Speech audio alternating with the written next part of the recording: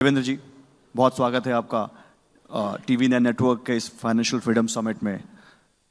सबसे पहले तो महाराष्ट्र अपने आप में आर्थिक राजधानी है देश की, और हम फाइनेंशियल फ्रीडम की बात कर रहे हैं।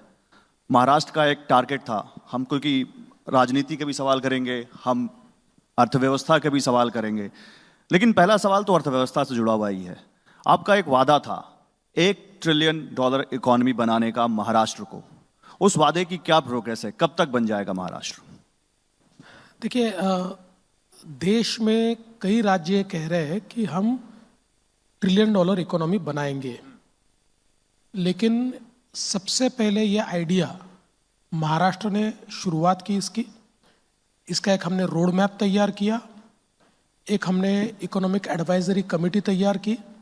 एन चंद्रशेखरन जो टाटा के प्रमुख है, टाटा सन्स के, उनकी अध्यक्षता में 20 सीईओ की कमेटी तैयार की और एक सेक्टोरल प्लान हमने तैयार किया, जिस प्लान पर हम वर्किंग कर रहे हैं।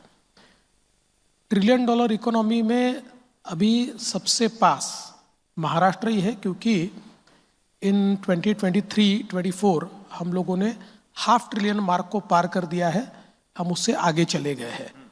और मुझे ऐसा लगता है कि जिस प्रकार की गति हम लोग देख रहे हैं, इस गति के चलते हम लोग 2030 तक किसी भी हालत में $1 ट्रिलियन इकोनॉमी बनेंगे। हमारा प्रयास है कि 2028 तक हम बन पाए, लेकिन बीच में जो 2 साल कोविड के और बाकी थोड़ा हमारे यहाँ गवर्नेंस प्रॉब्लम था, उसमें हम लोगों ने निगेटिव ग्रोथ रजिस्टर किया है। अगर उन 2 सालों को निकाल दे तो हमारा CAGR ये 10% है। तो मुझे लगता है कि by 2030 we will be the first sub national $1 trillion economy. तो आप कह रहे हैं फाइनेंशियल फ्रीडम 2028 तक? हाँ बिल्कुल, 100%। आपने निगेटिव की भी बात की, तो क्या निगेटिव जो हुआ फाइनेंशियल के बारे में वो मविया सरकार के बाद? हाँ बिल्कुल, उसी समय हुआ है। आप देखिए, उस समय का हमारा ग्रोथ रेट निगेटिव है। उसके 2 कारण है। एक कारण तो हम कोविड कह सकते हैं, लेकिन कोविड में भी अन्य राज्यों ने पॉजिटिव ग्रोथ रजिस्टर किया है, देश ने भी पॉजिटिव ग्रोथ रजिस्टर किया है। चूंकि उस समय सरकार की पॉलिसी ही कामों को रोकने की थी। देखिए, हमारे डेवलपमेंट के 2 मॉडल हैं, एक इंफ्रास्ट्रक्चर लेड ग्रोथ और दूसरा इन्वेस्टमेंट लेड ग्रोथ। अब इंफ्रास्ट्रक्चर लेड ग्रोथ में अगर सारे आप जो इंफ्रास्ट्रक्चर के की प्रोजेक्ट्स हैं उनको रोक देंगे तो आपकी इकोनॉमी को किस प्रकार से बूस्ट मिलेगा? आपने कोस्टल रोड रोक दिया, आपने मेट्रो रोक दी, आपने अंडरग्राउंड मेट्रो रोक दी, आपने एयरपोर्ट रोक दिया, सब कामों में कोई ना कोई अड़ंगा लगा, तो हमारा ग्रोथ थोड़ा उस समय रुका। लेकिन ठीक है, अब ग्रोथ ने पिकअप किया हुआ है, हम लोग बहुत अच्छा कर रहे हैं, हम प्रोजेक्ट्स को कंप्लीट कर रहे हैं, हमारा रेट ऑफ इन्वेस्टमेंट अच्छा है, तो मुझे विश्वास है कि अब हम लोग इसको पूरा कर पाएंगे। लेकिन देवेंद्र जी, ये एक नैरेटिव भी था चुनाव के वक्त, ये कैसे होगा जब इंडस्ट्रीज महाराष्ट्र के बजाय दूसरे राज्यों में चली जाएंगी? और इसको लेकर बड़ा आप लोगों के ऊपर आरोप भी लगा कि महाराष्ट्र की इंडस्ट्रीज कुछ दूसरे राज्यों में जा रहे हैं। ऐसा है कि ये जो आरोप है, ये तथ्यों के बिना, किसी भी प्रकार का अभ्यास किए बिना ये आरोप लगाया जा रहा है। देखिए, अभी मैं डावोस गया था और डावोस में 6 राज्य थे, कोई राज्य 1 लाख करोड़ की भी इन्वेस्टमेंट नहीं ला पाया। हमने 16 लाख करोड़ की इन्वेस्टमेंट वहां से लाई। और मैं सबसे बड़ा आंकड़ा आपको बताना चाहता हूं कि 2023, 2024 और अब 2025 हर साल FDI में महाराष्ट्र नंबर 1 है। और मैं आपके चैनल पे पहली बार आंकड़ा बता रहा हूं, आप उसको ब्रेक कर सकते हैं कि आज ही FDI का 3rd क्वार्टर के रिजल्ट्स आए हैं और महाराष्ट्र ही नंबर 1 है, सबसे ज्यादा इन्वेस्टमेंट। और 2 नंबर का जो राज्य है उससे 3 गुना ज्यादा इन्वेस्टमेंट ये महाराष्ट्र में आया है। इसलिए देखिए, ऐसा है कि देश में 10 राज्य कंपीट करते हैं, तो कोई हर प्रोजेक्ट तो कोई महाराष्ट्र में नहीं आएगा, कोई गुजरात में जाएगा, कोई कर्नाटक में जाएगा, कोई तमिलनाडु में जाएगा। लेकिन इसका मतलब महाराष्ट्र पीछे जा रहा है, महाराष्ट्र लूज हो रहा है, बिल्कुल नहीं। आप आरबीआई के आंकड़े देख लीजिए, we have been number 1, we are number 1 and we will be number 1। आपने ये बात की अभी कि यहाँ पे प्रोजेक्ट आने चाहिए, लेकिन सुरक्षा भी तो बहुत ज़रूरी है। फडणवीस साहब, क्या आपने ये जो कंपनीज है या कॉरपोरेट है उनको ये बताया है कि वो यहाँ आएंगे तो उनसे कोई फिरौती नहीं वसूली जाएगी? देखिए, पहली बात तो ये है कि महाराष्ट्र में कानून व्यवस्था अच्छी है, इसीलिए कंपनी आना चाहती है। आप देखिए क्या जबरदस्त इनफ्लो आज हमको दिखाई पड़ता है। हाँ, कुछ इंसिडेंसेस होते हैं, लेकिन उन इंसिडेंसेस पे हमारी जीरो टॉलरेंस पॉलिसी है। इसके कारण कंपनीज को विश्वास है। आज सुबह ही मेरी कोका कोला के सीईओ से मुलाकात हुई और कुछ इन्वेस्टमेंट की बातें भी हुई, लेकिन उन्होंने हमको थैंक किया कि उनके 2 प्लांट्स में अलग अलग जगह जब तकलीफ करने का किसी ने प्रयास किया, हम लोगों ने बिल्कुल उन लोगों को इस प्रकार से दंडित किया कि वापस आने की उन्होंने हिम्मत नहीं की। अभी तो मैंने ये कहा है कि अगर कोई इंडस्ट्रीज को, इन्वेस्टर को तकलीफ देता है और उसका थोड़ा भी पूर्व इतिहास है तो उस पर मौका लगेगा, सीधा मौका हम उस पर लगाएंगे। उसको बिल्कुल 3, 4, 5 साल वो जेल में रहेगा। तो ये हमने एक जीरो टॉलरेंस पॉलिसी रखी हुई है, इसलिए मुझे लगता है कि इन्वेस्टर इसीलिए आ रहे हैं। अब बात निकली है मौका की और जीरो टॉलरेंस पॉलिसी की, तो कल की ही बात है, धनंजय मुंडे का इस्तीफा हुआ। इस मामले में जो सरपंच संतोष देशमुख थे, उनकी हत्या के फोटो सामने आए, उसके बाद जनक्षोभ हुआ, उसके बाद आपकी एक मीटिंग हुई उनके साथ, उसके बाद ये इस्तीफा हुआ। सवाल लोगों के मन में ये होता है कि इसमें इतनी देरी क्यों होती है? जब मीटिंग हुई, क्या आपको धमकी देनी पड़ी धनंजय देशमुख को कि आप इस्तीफा दे देंगे तो आपको बर्खास्त कर देंगे, या जनक्षोभ की वजह से इस्तीफा हुआ? देखिए, पहली बात तो यह है कि लोग सिस्टम को नहीं समझते। जिस समय ये घटना घटी और घटना के बाद जब मैंने उसमें सीआईडी की इंक्वायरी अनाउंस की, तो मैंने सीआईडी के लोगों को बहुत स्पष्ट शब्दों में कहा, there will be no interference, आप पूरी ताकत के साथ आगे जाइए। और उन्होंने बहुत अच्छा इन्वेस्टिगेशन किया। हमारी फॉरेंसिक टीम ने जो मोबाइल घूमे थे, उन मोबाइल को, जिन मोबाइल को डिलीट कर दिया था, उन मोबाइल को भी लेटेस्ट टेक्नोलॉजी के माध्यम से उसका पूरा डेटा रिट्रीव किया। और आज ये जो सारी चीज़ें या जो फोटोग्राफ भी लोगों के सामने आ रहे हैं, इसलिए आ रहे हैं, ये फोटोग्राफ किसी ने ढूंढ कर निकाले हुए नहीं है, ये पुलिस ने खुद ढूंढे हैं और पार्ट ऑफ चार्जशीट इसको किया हुआ है। तो मुझे ये लगता है कि इस पूरे मामले में सीआईडी ने बहुत अच्छा काम किया है और हमारा कोई इंटरफेरेंस नहीं। चार्जशीट जिस दिन दाखिल हुई उसी दिन मुझे पता चला है कि क्या इन्वेस्टिगेशन है। तब तक मैं होम मिनिस्टर हूं, लेकिन मैंने एक बार भी उनको ये नहीं कहा कि आप मुझे बताकर कीजिए या मुझे दिखाकर कीजिए। इनफॉर्मली भी मैंने कोई भी उस चार्जशीट के बारे में उनके साथ आपने फोटो भी नहीं देखे थे? बिल्कुल नहीं, वो चार्जशीट दाखिल होने के बाद ही मैंने देखे, क्योंकि इसमें यह जरूरी था, अगर मैं उसको सैनिटाइज करूंगा तो दूसरा कोई हिम्मत ही नहीं करेगा, तो दूसरे किसी की हिम्मत भी नहीं थी। और कई बार लोग ये नहीं समझते, अब जैसे उज्ज्वल निकम जी जो हमारे देश के सबसे बड़े क्रिमिनल लॉयर है, उज्ज्वल निकम जी से हमने बातचीत की, उन्होंने हाँ कहा। उसके बाद हम लोगों ने उज्ज्वल निकम जी को अपॉइंट करने में देरी क्यों की? वो इसलिए देरी की क्योंकि प्रोसिक्यूशन के नियम के अनुसार प्रोसिक्यूशन लॉयर ये चार्जशीट में असिस्ट नहीं कर सकता है। इसलिए जिस दिन चार्जशीट दाखिल हुई उसी दिन हम उनको अपॉइंट कर सकते हैं। अदरवाइज टेक्निकली जो गुनहगार होते हैं उनको इससे पहले सुप्रीम कोर्ट ने इस प्रकार का निर्णय दिया हुआ है कि अगर प्रोसिक्यूशन लॉयर ने चार्जशीट में इंटरफियर किया है तो टेक्निकली ये केस नहीं बनता है। तो ये लोगों को समझता नहीं है। लोग रोज हम पर आरोप लगाते हैं, आपने उसको अपॉइंट क्यों नहीं किया, आपने लेट क्यों अपॉइंट किया। इसी प्रकार से देखिए, अभी धनंजय मुंडे, इनका इस्तीफा सही समय हुआ, गलत समय हुआ, इसके डिबेट में मैं नहीं जाता। देखो, राजनीति में आप पहले दिन भी ले लो, दूसरे दिन भी ले लो या आखिरी दिन भी ले लो, लोग जिसको बोलना है बोलते हैं। हाँ, हमने एक बहुत स्पष्ट भूमिका उसमें रखी कि जिस प्रकार के ये फोटोज सामने आए हैं, जिस प्रकार की हत्या हुई है, और हत्या में जिसको मास्टरमाइंड माना है वो अगर मिनिस्टर के इतने करीबी है तो फिर मिनिस्टर ने नैतिकता के आधार पर इस्तीफा देना चाहिए।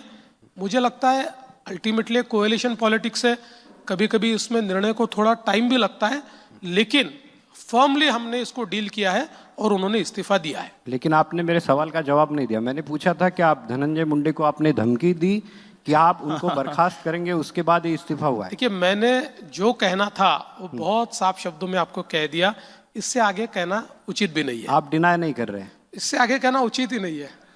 ठीक है। आपने चार्जशीट की बात की, एक और सवाल। चार्जशीट बहुत पुख्ता है, आप भी खुद एक लॉयर है, मैं जानता हूँ चार्जशीट मैंने भी देखी है। उन अफसरों की तारीफ करनी पड़ेगी जिन्होंने चार्जशीट की है, बहुत ही पुख्ता है। लेकिन चार्जशीट में एक बात कही गई है फडणवीस जी कि ये जो कुछ हुई हत्या संतोष देशमुख की, वो फिरौती के लिए हुई, फिरौती से सब कुछ शुरू हुआ और उसके बाद हत्या हुई। यानी कि फिरौती के मामले में जो आरोपी है वही आरोपी हत्या के मामले में है। ऐसे में अगर आपकी पार्टी के एमएलए विधायक ये आरोप लगाते हैं कि फिरौती के लिए धनंजय मुंडे के बंगले पर बैठक हुई और बाकी विरोधी भी आरोप लगा रहे कि उनके सह आरोपी बनाओ उनको, तो उनकी जांच क्यों नहीं होती? देखिए, पहली बात तो ये है कि बहुत प्रोफेशनली ये काम हुआ है और अभी जो केंद्र सरकार ने नया कानून बनाया है, भारतीय न्याय संहिता, वो भारतीय न्याय संहिता ने पहली बार फिरौती की जो केस होती है उस केस में से अगर कोई और इंसिडेंट्स तैयार होता है तो ये दो इंसिडेंट्स को लिंक करके फिरौती के इंसिडेंट्स को आप मेजर इंसिडेंट्स कह सकते हैं या मास्टरमाइंड कह सकते हैं। ऐसी प्रोविजन ये पहली बार हमारे कानून में हुई है और मुझे लगता है कि उस कानून के बनने के बाद महाराष्ट्र में पहली केस है जिसमें इसको लिया गया है। जब इसकी तफ्तीश की गई उस समय भी सीआईडी के ऊपर कोई दबाव नहीं है। सीआईडी को अगर एक भी सबूत कि धनंजय मुंडे डायरेक्ट इसमें इन्वॉल्व थे या उनके यहाँ पर कोई मीटिंग हुई या उन्होंने इसमें कोई दबाव डाला, ऐसी कोई भी चीज मिलती तो सीआईडी उसके ऊपर कार्रवाई करती। मेरी जानकारी के अनुसार ऐसी कोई चीज नहीं है। देखिए, हमारे पार्टी के भी कुछ लोग आरोप लगाते हैं, विरोधी पार्टी के भी लगाते हैं। सिर्फ आरोप लगाने से नहीं होता। देखिए, प्रोसिक्यूशन जो होता है ना, ये भावनाओं पे नहीं चलता है। लोग भावनाओं की बात करते हैं। Prosecution needs hard evidence, hard evidence पे प्रोसिक्यूशन चलता है। जितना हार्ड एविडेंस हमने कलेक्ट किया है, मुझे ये बात मैं 100% आपको कहता हूं कि इनमें से कोई आरोपी छूट नहीं सकता और कड़ी से कड़ी सजा, जो अंतिम सजा है, वो भी इनको मिल सकती है। देवेंद्र जी, हम फ्रीडम की बात कर रहे हैं, फाइनेंशियल फ्रीडम की, उस पर भी मैं आऊंगा, लेकिन क्योंकि पॉलिटिक्स बड़ी हॉट वेट हो रही है और बड़ा अच्छा सवाल पूछ रहे हैं उमेश जी, आपने कहा कि उन लोगों के प्रति आपका जीरो टॉलरेंस है जो लॉ एंड ऑर्डर को खराब करते हैं। उन लोगों के प्रति कितना % टॉलरेंस है आपका जो औरंगजेब को बहुत ज्यादा यहाँ पर लाइमलाइट में रखते हैं, बड़ी तारीफ करते हैं उसकी और बड़ा उसको अच्छा बताते हैं? उनको आज ही सस्पेंड कर दिया गया है और देखिए, मुझे ये लगता है कि ये इनसेंसिटिव है, लेकिन मैं जब इसको एक अलग पर्सपेक्टिव से देखता हूं तो मेरे ध्यान में आता है कि हमको ये इनसेंसिटिव लगता है, लेकिन जो बोलने वाले हैं मूर्ख नहीं है, वो जानबूझकर बोलते हैं।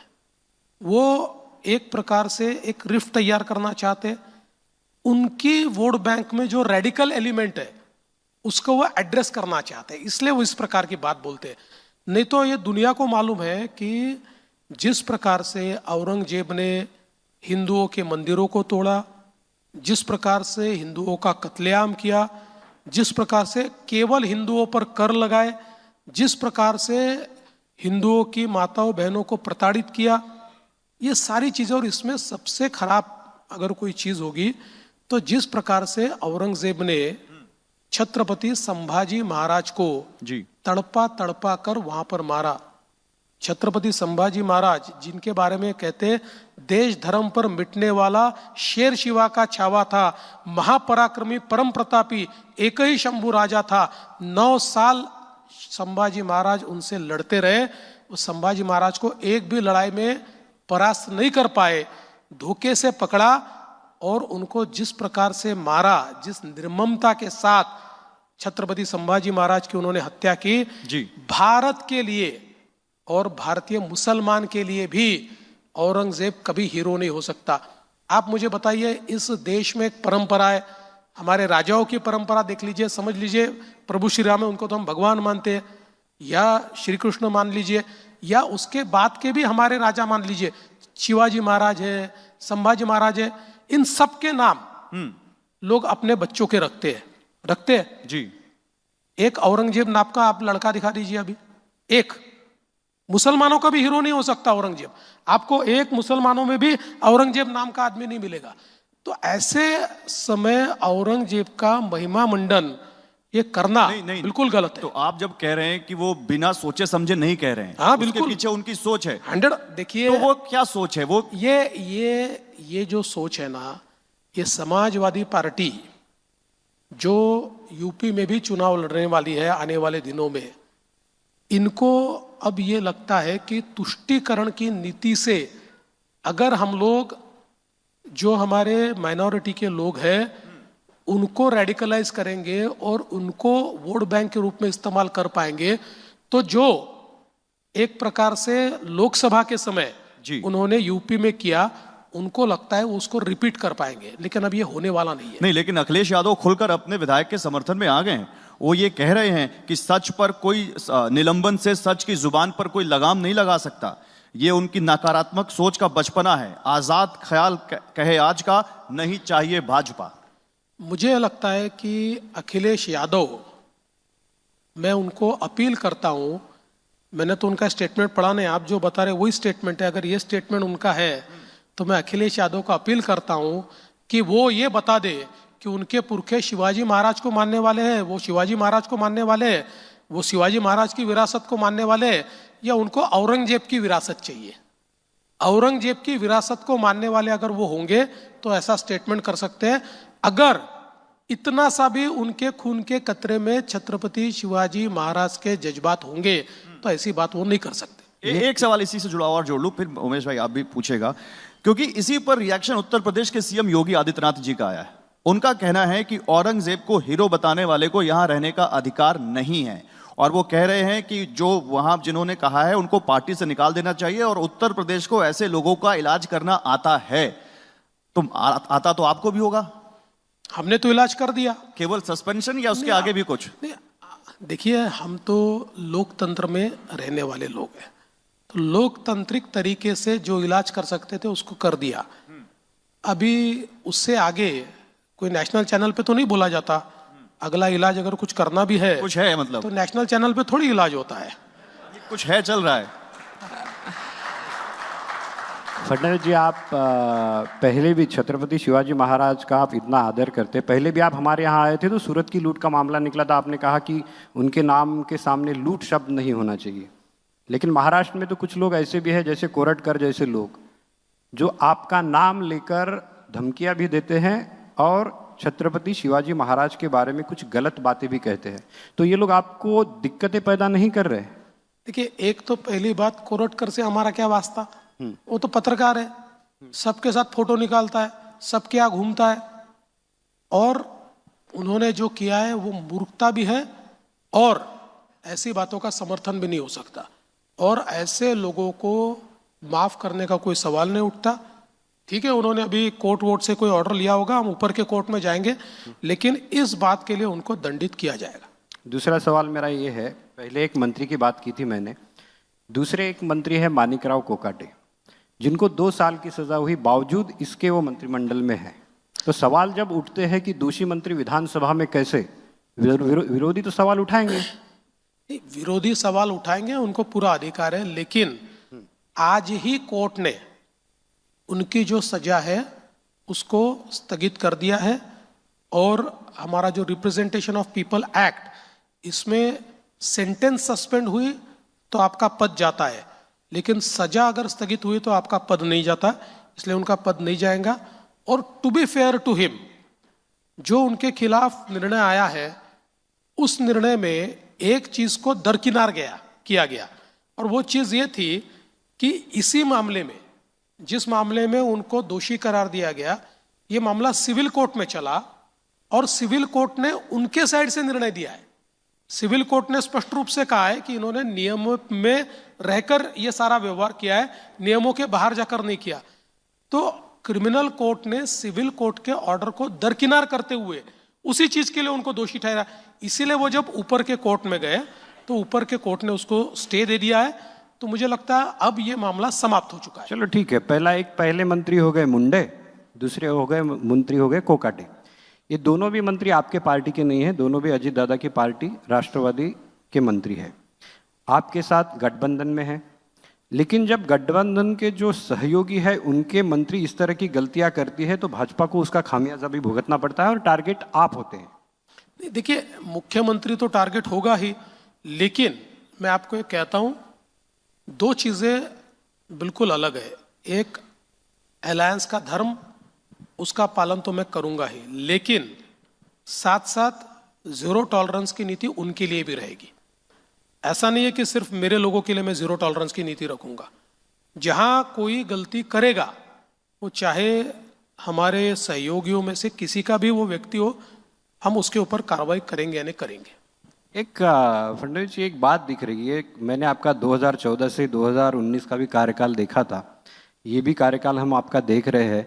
एक बदलाव आप में दिख रहा है। आपने शायद ये कहा भी था कि बदलाव नहीं, इस बार बदला नहीं, इस बार बदलाव होगा। तो क्या एक आपने माणिकराव कोकाटे को लेकर एक बात कही थी कि अब जितने भी मंत्री होंगे उनके मंत्रियों के पीए और ओएसडी भी मुख्यमंत्री तय करेंगे। क्या ये आप रिमोट कंट्रोल बिठा रहे हैं पूरे मंत्रिमंडल पे? देखिए, पहली बात यह है कि पीए और पीएस तय करने का अधिकार सीएम का ही है, ये मंत्री का नहीं है। मंत्री सीएम के पास प्रस्ताव भेजते हैं। मैंने उनको कहा, आप मेरे पास प्रस्ताव भेजिए, आपके प्रस्ताव में आप जिसका नाम भेजेंगे उसका बैकग्राउंड चेक होगा।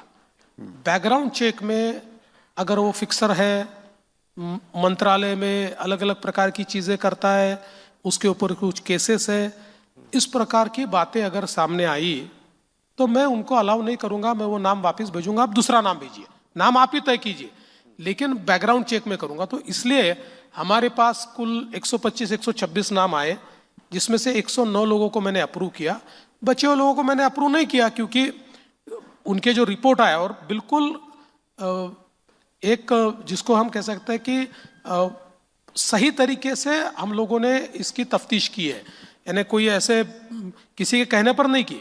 इसमें हमने आईबी से कुछ रिपोर्ट लिया है, हमारे सीओआई से कुछ रिपोर्ट लिए हैं। ऐसे रिपोर्ट लेने के बाद जहां ध्यान में आया कि इनकी इंटीग्रिटी नहीं है ठीक, वापस भेज दिया। मतलब ये तो ये हो गया कि सीएमओ से अगर किसी को मंत्री का पीए या ओएसडी भी बनना है तो एक कैरेक्टर सर्टिफिकेट मैंडेटरी है। बिल्कुल, क्यों नहीं होना चाहिए? हाँ, अरे भाई, मेरे को अगर कैरेक्टर सर्टिफिकेट मैंडेटरी है, मेरा कैरेक्टर खराब होगा तो आप मुझे सीएम रखोगे? हाँ। तो मेरे पीएम को, मेरे पीए को कैसे कैरेक्टर सर्टिफिकेट की जरूरत नहीं? बिल्कुल है, रखना ही पड़ेगा। मतलब आप अपनी जो मिस्टर क्लीन की इमेज थी पहले, उसको बरकरार रखना चाहते हैं? सवाल मिस्टर क्लीन का नहीं है, सवाल इतना ही है कि लोगों ने हमको अनप्रेसिडेंटेड मैंडेट दिया है। बिल्कुल। और अनप्रेसिडेंटेड मैंडेट में अगर हम लोग जनता की जगह अपना विचार करेंगे, अगर हम विकास की जगह केवल कुछ लोगों के लाभ का काम करेंगे तो जनता हमको कभी माफ नहीं करेगी। और विशेष रूप से मैंने खुले रूप से कहना नहीं चाहिए, फिर भी कह देता हूं कि जिस समय मैं आदरणीय प्रधानमंत्री जी से मिला था, 14 में भी और 24 में भी, चुनाव के बाद एक फॉर्मल मीटिंग होती है या आप जब कॉल ऑन करने जाते हैं, तो मैंने उनको दोनों समय जब पूछा कि आपकी अपेक्षा क्या है, उन्होंने कहा, देखो, महाराष्ट्र एक बहुत विकसित होने वाला राज्य है, ये बहुत ताकतवर राज्य है, महाराष्ट्र अच्छा चलेगा तो देश अच्छा चलेगा। आप लोगों से यही अपेक्षा है कि ट्रांसपेरेंट गवर्नेंस लाइए। 14 में भी कहा था, 24 में भी कहा है। तो ट्रांसपेरेंट गवर्नेंस, ये देखिए, ऐसा नहीं है, इतना बड़ा काम चलता है, गलतियां होगी, कुछ लोग गलतियां करेंगे, लेकिन गलतियों को दबाने का प्रयास नहीं होगा।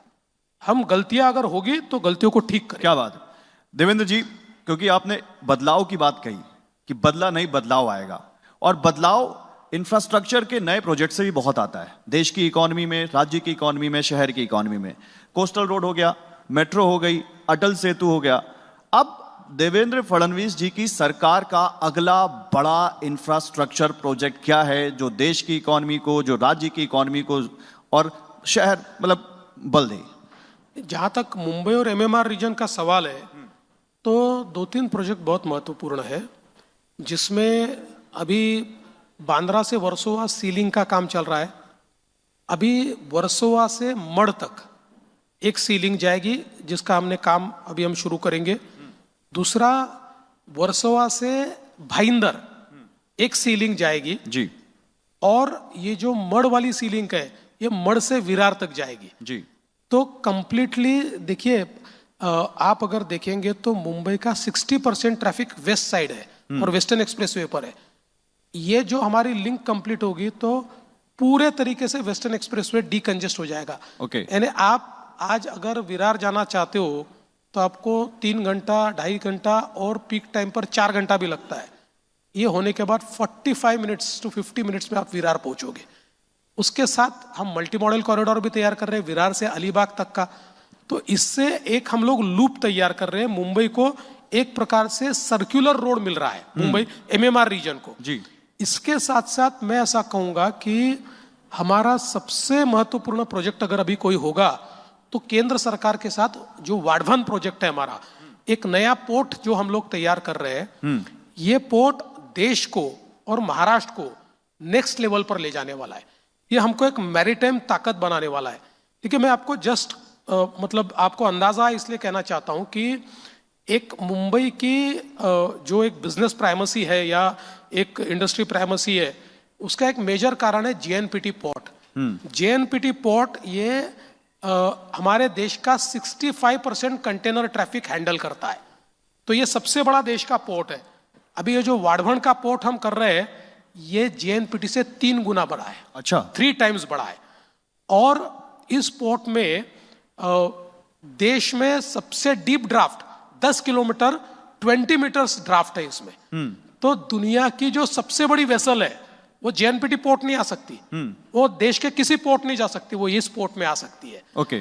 तो एक प्रकार से एक मैरीटाइम पावर हम हो रहे हैं। और मैंने पीएम साहब को ये निवेदन किया था कि हम इसके साथ एयरपोर्ट तैयार करें, मुंबई का 3rd, और पीएम साहब ने उस बात को माना।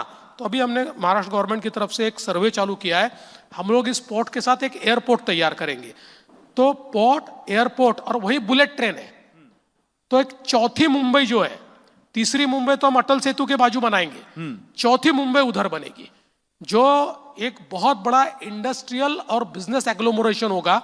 और टेक्नोलॉजी का जो एक बड़ा अर्बन एग्लोमरेशन होगा। ये जो हमारा अटल सेतु है, अटल सेतु के बाद और हमारा जो न्यू एयरपोर्ट है, इसके संलग्नित जो एरिया है वो इतना बड़ा एरिया है कि it is 3 bigger than Mumbai. आज की जो मुंबई है इससे 3 गुना बड़ा है। ये हमारा टेक्नोलॉजी और इनोवेशन की सिटी तैयार होगी।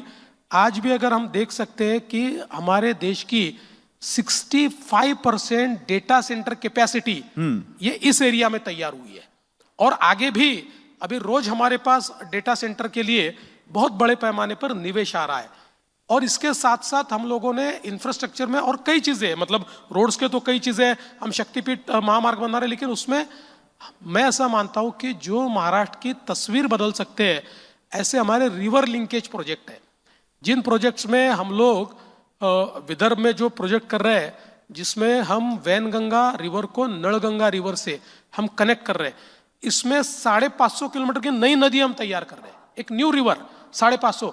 और विदर्भ के 8 जिलों को 7 जिलों को पूरे तरीके से ये जो प्रोजेक्ट है ये ड्राउट फ्री बना देगा।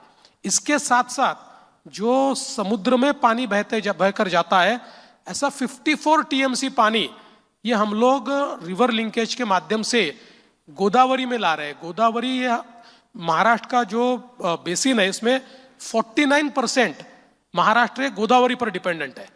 और वो बेसिन जो है डेफिसिट बेसिन है, उसका डेफिसिट हम लोग पूरा कर देंगे तो हमारा जो नॉर्दर्न महाराष्ट्र और मराठवाड़ा है ये पूरे तरीके से ड्राउट फ्री हो जाएगा। ठीक है। तो एक प्रकार से ऐसे कई प्रोजेक्ट, पुणे में नया एयरपोर्ट बनाएंगे, नागपुर में हम लोग नया ब्राउनफील्ड एयरपोर्ट बनाएंगे, मुंबई में मैंने पहले ही बताया एक नया एयरपोर्ट हम बनाएंगे, शिरडी का एयरपोर्ट हम बना रहे हैं।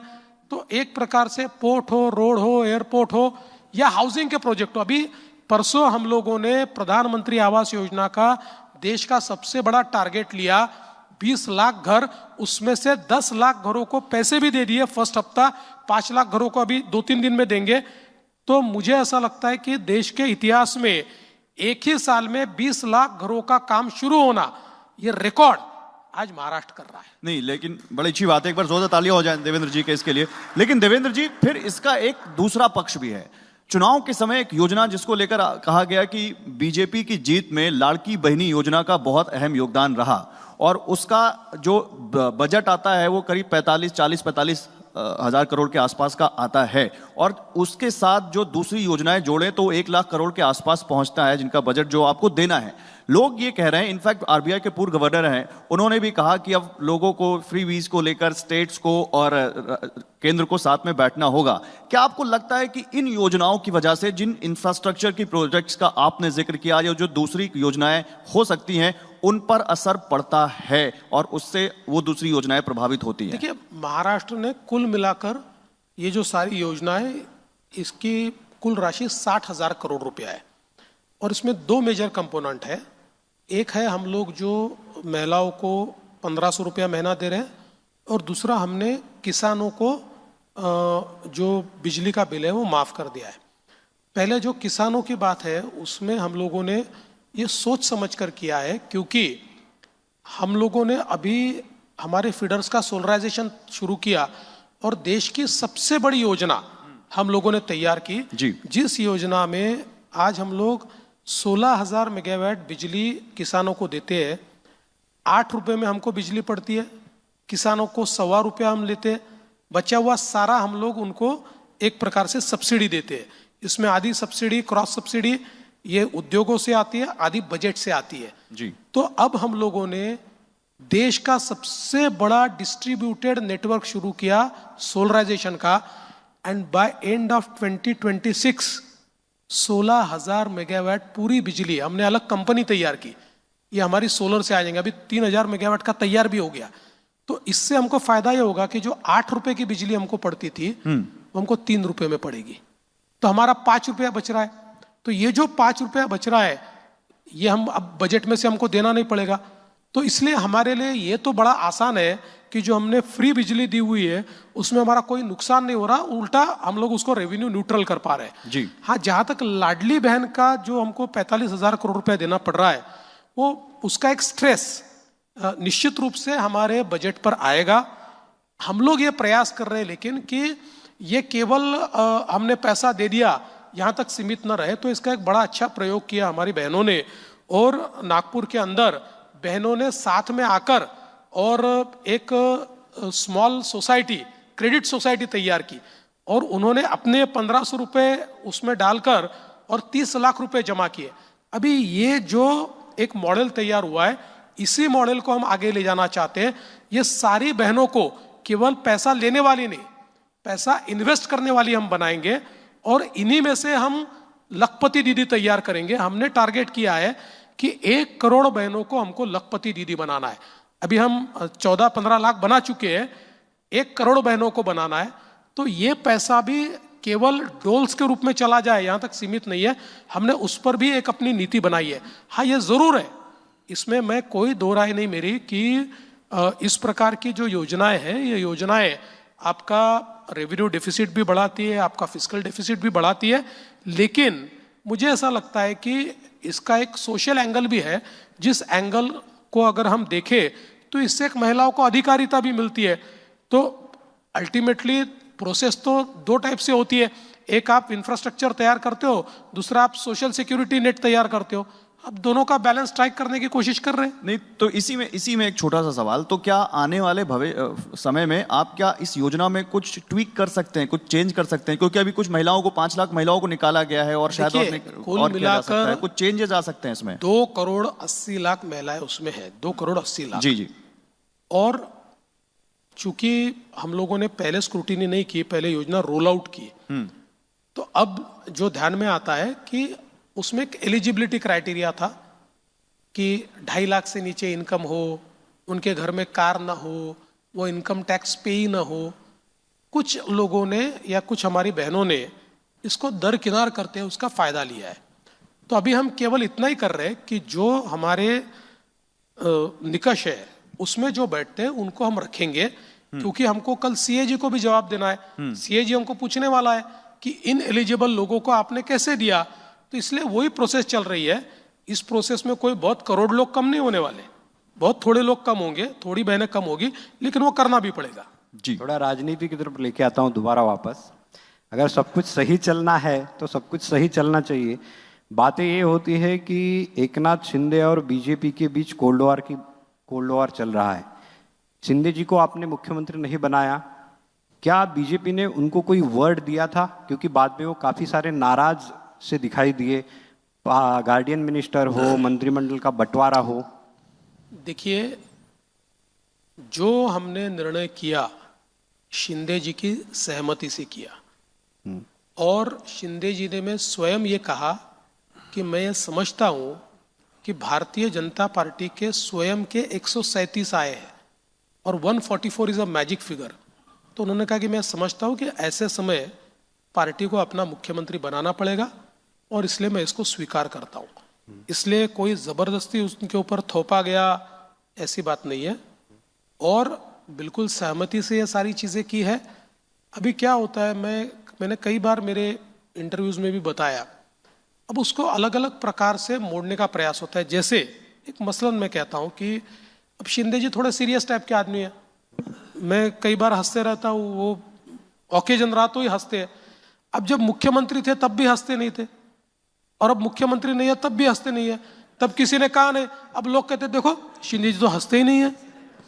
अरे भाई, तब भी नहीं हंसते थे शिंदे जी नाराज है वो तो हंस ही नहीं रहे। अरे ऐसा थोड़ी होता है भैया, देखो हमारा बहुत अच्छा समन्वय है, हम साथ में बैठते हैं, साथ में निर्णय करते हैं। हाँ, ये हो सकता है कि कुछ मामलों में जो मेरा मत हो उनका मत अलग हो सकता है, कुछ मामलों में हम दोनों का जो मत है उससे अलग मत अजीत दादा का हो सकता है, लेकिन समन्वय से हम लोग निर्णय करते हैं।